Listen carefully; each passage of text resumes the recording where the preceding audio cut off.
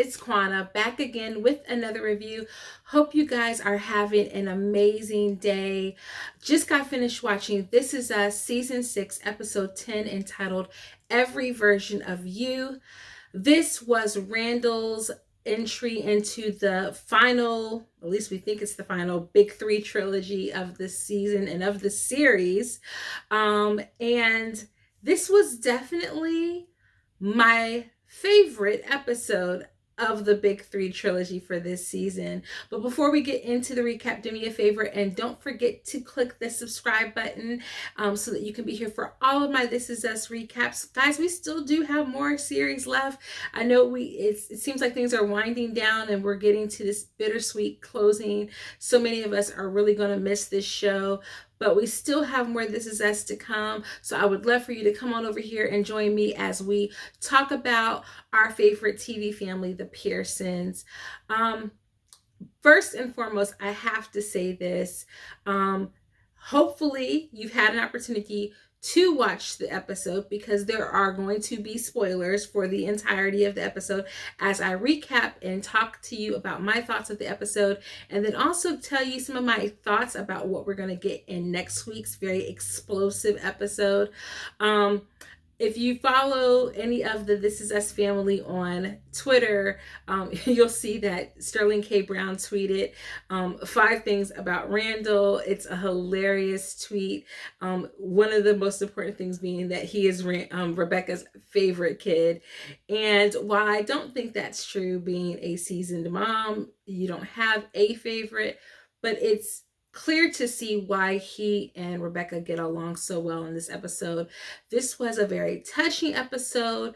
The pacing was well done, even though there wasn't a lot of really intense, explosive moments that, like in Kate's episode.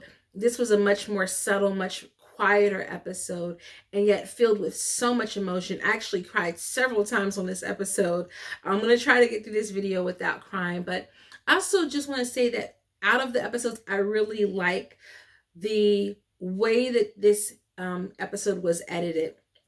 It starts out with little Randall back at the pool. We get to see that first before we see anything else. And I really like kind of the sequential order of that, or the chronological order of that. So we see little Randall. We actually see when the family arrives at the pool, excited to swim. And little Randall is excited because he's going to be taking his swim test. And he goes over to the lifeguard. We see that the lifeguard calls him his favorite swimmer. This is, again, one of those scenes where we see the deep-rooted need for acceptance for Randall, but it's also bittersweet because he really wants his brother and sister to be able to join him in swimming. And he jumps into the pool right away, but of course, Kate and Kevin haven't taken to swimming as easily. And we see Rebecca explaining that to him, explaining that he's going to kind of be on his own. And that is really the story of Randall's life, always kind of being included in the Pearsons, but also always kind of being on his own. Out of the big three, we see him alone and with his family more than we see any of the other characters. Oftentimes, he's not with Kevin and Kate on their birthdays. And it was a touching moment because we could see that he was so excited for swimming, but also sad because he really wanted his family to be able to take part in that. We then jump to young adult Randall while they're at the pool, the drained pool, the abandoned pool, with that police car that just appeared in last week's episode. And Kevin manages to get them caught with beer. So now they've broken into this pool and they're underage drinking, and Randall is going to step up and try to solve the situation. Guys, I'm going to tell you right now, like, that was so triggering. When I saw the lights flashing in last week's episode, I was like, oh my gosh, are we going to see like a police encounter with Randall? You know, here is Randall with these 2 white teenagers. What's going to happen? Of course, we know he still lives, but I just was ready for a very traumatizing event. Thankfully, that was not the case, but I do feel like that was kind of the emotion we were supposed to get, and it really reminded me of spoiler for Falcon and the Winter Soldier, but there's a moment in Falcon and the Winter Soldier, for those of you who've seen it, where there's a very similar police encounter, and Bucky's character is able to get Sam out of trouble with an encounter with the police. But it was a very triggering moment for me momentarily. But then, of course, it went to the next scene, which is taking us right back to Thanksgiving. We get to see Randall not dealing with the news that Kate is going to be their mother's executor, and we knew he wasn't going to be doing well with that. You know, he is very close to his mom. He is undoubtedly the most responsible of the Pearson adult children, and to hear that from their mother without the explanation that she delivers later was disheartening. More disheartening than that, though, more crazy than that, is Deja hits him with the 1-2 punch of that she now knows why Malik broke up with her, or that Malik broke up with her because Randall told him to back off. And she goes full throttle. You're not my dad. I'm not your daughter. My heart stopped for Randall. I was just like, oh. Just like straight to the chest in front of Rebecca and Miguel. And it's a very disheartening moment. And then the next morning, Deja goes MIA, and she goes up to Boston to be with Malik. Low key, I was waiting for Tess to get all the way fussed out because she knew and didn't say anything. And she was like, well, I told her to say, hello, you didn't wake up anybody in the middle of the night and say, even if you wanted to give her a 30-second head start, your child is about to run away, just so you know. Like, just to assume that your sibling is going to be okay out on their own like that. So I'm fully expecting Tess to get some kind of punishment blowback from that. Of course, we won't see it, but hey, you know, it's TV land, so we don't get to see that kind of stuff.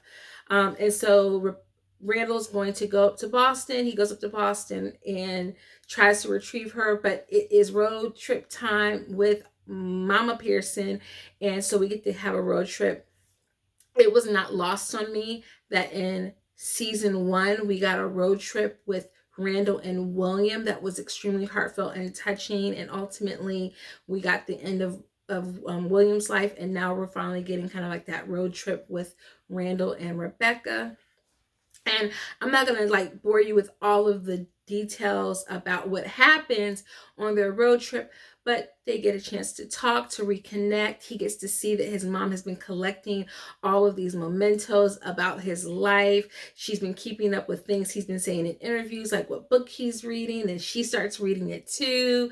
That she, you know, wants to drink what he's drinking, that kind of thing. And it was just such a touching moment to see that even with the distance and time and busy lives, she's keeping up with her kids, and she's still trying to create these memories.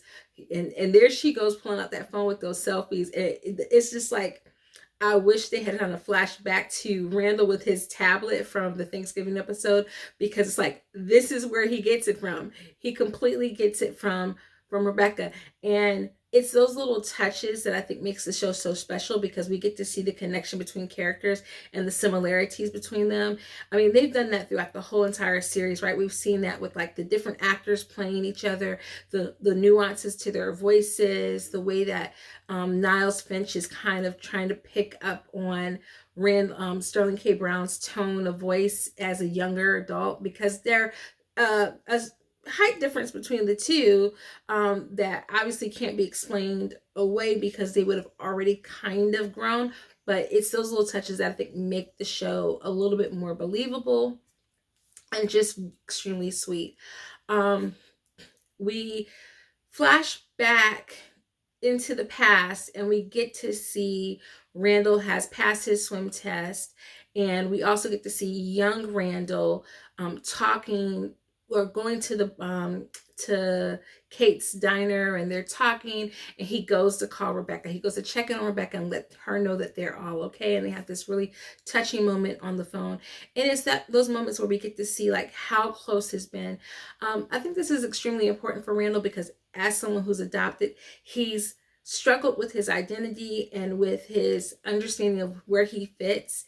And It's also a little bit nerving because Rebecca is full on the reason why he fits in this family so well. They just click and they gel together. And every person in the family doesn't have to click and be the same, but I said this to my husband last week that I'm a little nervous for what is going to happen to this family once Rebecca's gone. I could definitely see why Randall was trying to record those memories and make his daughters have those memories and those moments with Rebecca and Miguel, because as an adoptee, what's going to happen to them, his branches of the tree, once the matriarch of the tree is gone, will they still have that connection to the family? Once he's gone, will they still have that connection to the family?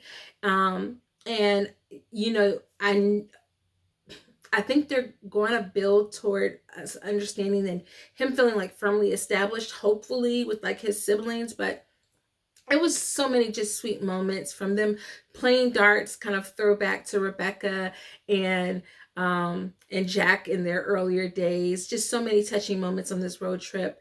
So many moments that I cried. Her telling Randall the reason why she picked Kate is because she knows that Randall would move heaven and earth to heal her, to make her better, and he wouldn't be able to let her go, and he wouldn't be able to live his life. And I think that is so true. We're addressing Randall's hero complex that he has, and he's had it since a kid. He's always felt the need to fix things and to fix everyone. The only issue that I have with us addressing this is that I don't think Randall ever gets cured of that. I think even his desire to go into politics is about trying to fix everything.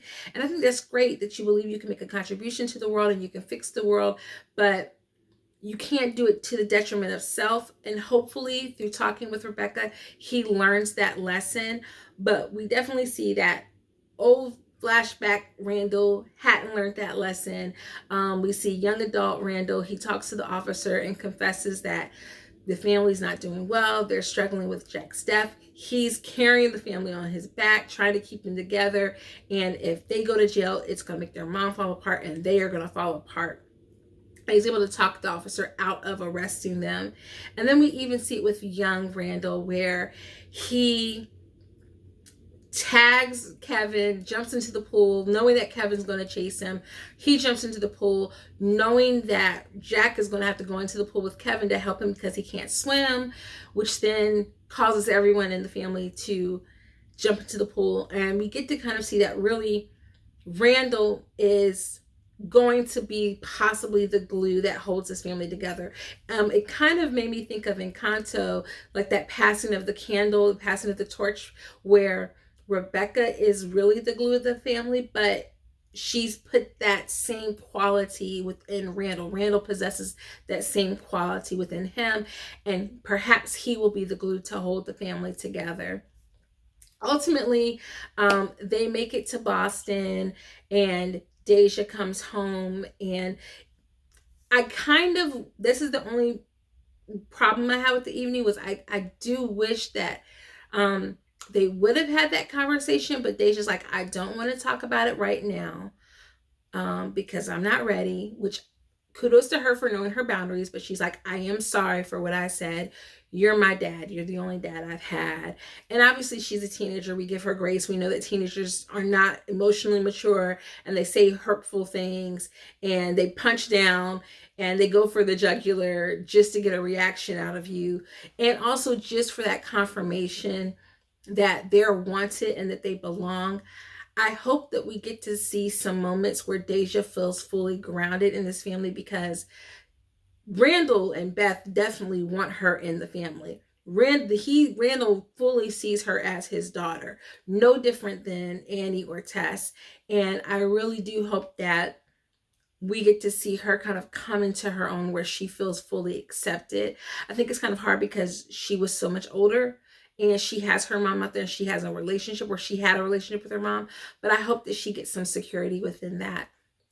And that kind of brought us to the end of the episode where, they go back home One of the most important things of the night is we find out that this senator who Randall's been avoiding wants him to run for office, or there's something about him running for office, and Rebecca basically gives him the confidence to do it. He's going to run for office. And so now we get that flash forward from Kate's wedding, where we saw the news clipping, the interview with him, where we see that he is going to run for Senate. And he said, I'm going to win.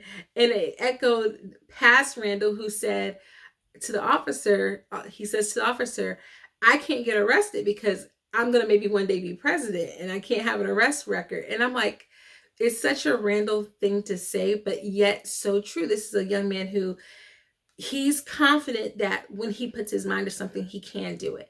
And I love that about Randall. I think it's so important for us to see that kind of confidence, that even though he's not confident in so many other areas, he's confident that when he can put his mind to something, he can accomplish it. And he's like, I know that I can't tell anybody else this because they're going to think that I'm like bragging and boasting.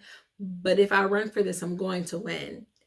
And I love that. I think we are going to see that it maybe causes some strain. Maybe that's why we saw felt that little bit of tension between him and Beth, and the time jump from earlier when they were piecing together the puzzles around the time when they were having their issues, and we saw that time jump and it was kind of tense between them, and we didn't know if they were still married, and we found out they were. Maybe it'll be a little bit of a tension there. I do hope that we get some more episodes where we get to see Tess and Annie. We haven't seen any of Annie hardly at all. She still just gets to be this cute little kid in the corner. And I hope that we get to see a little bit more of her and just her presence, because she's such a light. Faith Herman is just such a light when she's on screen. So I hope we get to see more of her. And of course, more of Beth. Beth is definitely like, Randall's my favorite, but Beth is definitely my favorite. Like, those two are just my favorite characters of the whole Pearson family. I definitely could completely support a spinoff of the Philadelphia Pearsons if they wanted to. I know they won't, but whatever. Most importantly, at the end, when Rebecca gets home, we see her putting the memento from the interview of Randall into a box that's labeled Randall. And then she goes to the box that's labeled Kate and Kevin. We get to see Kevin arriving home from the cabin with the twins. And he has this moment where he's looking at Madison, and it looks like maybe he's realizing she's the one.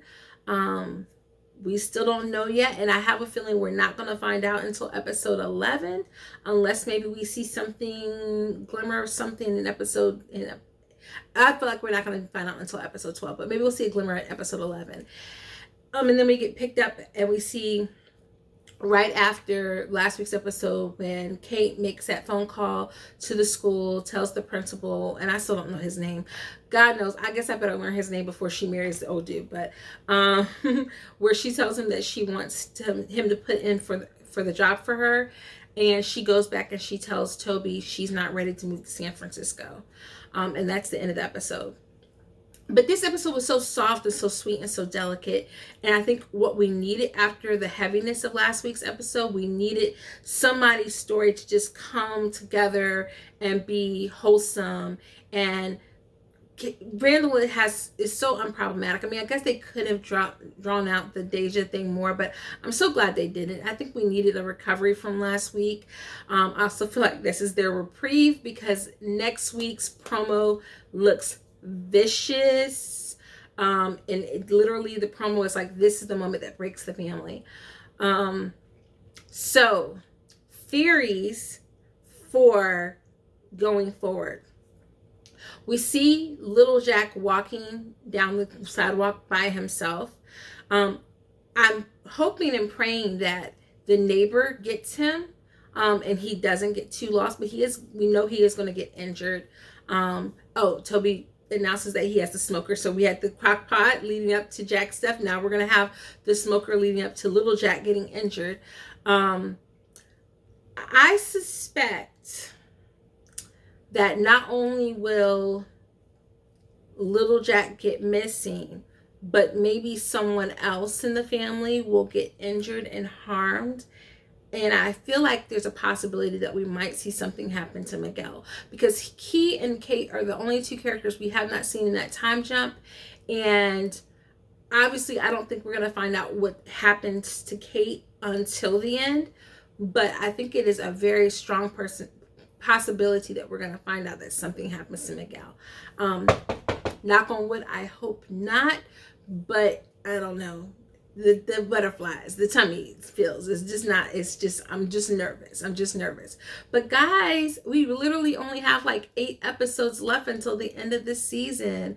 So I want to know down below in the comments what your theories are for the remaining 8 episodes, 11, 12, 13, 14, 15, 16, 17, 8 episodes of the season. What we do know is it's the end for Kate and Toby. So next week, grab your tissues and be prepared to cry and sob. I feel like I'm going to be a ugly mess. So if I don't post next Tuesday, I will post next Wednesday. If I'm not able on Tuesday, I'm going to take the time and heal and then post on Wednesday instead. But let me know down below in the comments what you guys think. Did you like this episode? I thought this episode was so well done, so sweet. They're just hitting it out of the park this season. A couple episodes were a little rocky, but these last 4 episodes have been really, really good. All right, guys, so that is it for tonight. I will see you guys next week. Until then, toodles.